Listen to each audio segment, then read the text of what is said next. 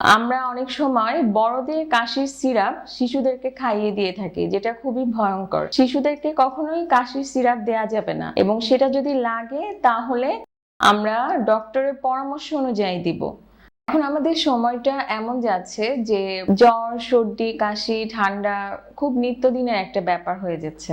আর শিশুদের ক্ষেত্রে তো এটা হলে বাবা মার অনেক মন খারাপ হয়, এবং শিশুদের জন্য খুবই এটা ভয়ঙ্কর বিষয়। কিন্তু দেখা যাচ্ছে যে সবসময় যে কাশি হলেই যে খুব খারাপ কিছু এমন না।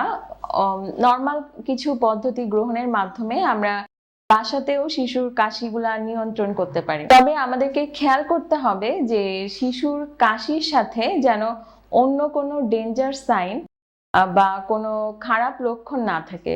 খারাপ লক্ষণ কোনগুলা? আমরা যদি দেখি যে শিশুর শ্বাসকষ্ট হচ্ছে, তাহলে অবশ্যই অতি সত্বর আমাদেরকে ডক্টরের সাথে যোগাযোগ করতে হবে। শিশুদের শ্বাসকষ্টের একটা নিয়ম আছে, যেরকম 0 থেকে 2 মাস পর্যন্ত বয়সের শিশুদের যদি প্রতি মিনিটে শ্বাসের হার 60 বা তার বেশি হয়, তখন আমরা এটাকে শ্বাসকষ্ট বলবো।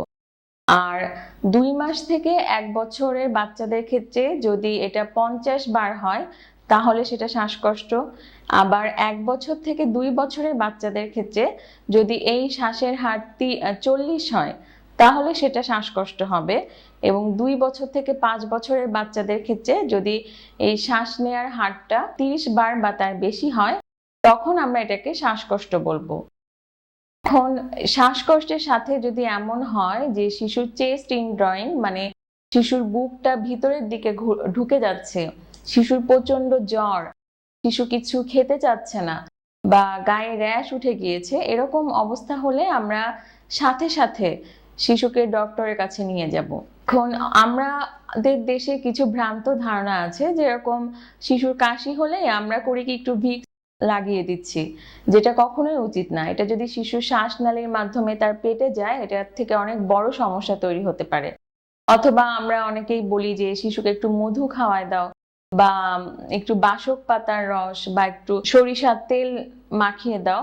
এটারও অতটা বৈজ্ঞানিক ধারণা আমাদের কাছে নাই। যেরকম যদি শিশুর কাশি হয়, হ্যাঁ আমরা মধু খাওয়াতে পারি, তবে সেটা অবশ্যই তার বয়স যদি 1.5 থেকে 2 বছর হয়, সেক্ষেত্রে আমরা শিশুকে মধু খাওয়াতে পারি। বাসক পাতার রস, এটা নিয়ে অতটা মানে ভিত্তিকর কিছু পাওয়া যায়নি, তবে হ্যাঁ 2 বছরের বয়সে বেশি শিশুদের ক্ষেত্রে আমরা অবশ্যই এটা দিতে পারি, বাট অবশ্যই 2 বছরের নিচের বাচ্চাদেরকে দিব না। আর সরিষার তেলও আমাদের না দেওয়াটাই ভালো। এখন শিশুর জ্বর বা কাশি হলে অনেকেই বলে যে গোসল করাবেন না, ব্যাপারটা কিন্তু ঠিক না। একমাত্র নবজাতকের ক্ষেত্রে আমরা হয়তো 1-2 দিন পর পর গোসল করাতে পারি ঠান্ডা লাগলে, কিন্তু এমনি একটু বড় বাচ্চাদের ক্ষেত্রে আমরা অবশ্যই তাদেরকে প্রতিদিন গোসল করাবো। সব থেকে বড় যেটা বিষয় সেটা হচ্ছে যে আমরা অনেক সময় বড়দের কাশির সিরাপ শিশুদেরকে খাইয়ে দিয়ে থাকি, যেটা খুবই ভয়ঙ্কর। শিশুদেরকে কখনোই কাশির সিরাপ দেয়া যাবে না, এবং সেটা যদি লাগে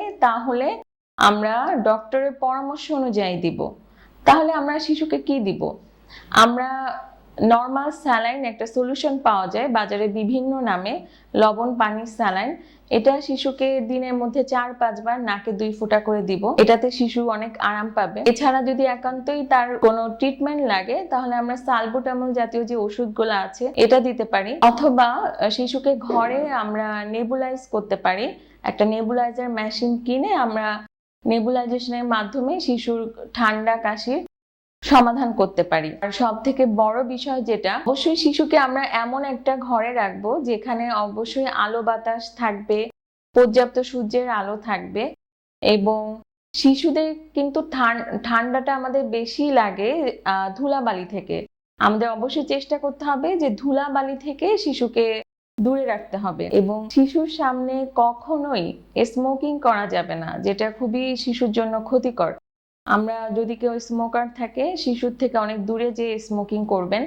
এবং আমরা যে ঘরে মশার কয়েল ব্যবহার করি, এটাও শিশুর জন্য খুবই ক্ষতিকর।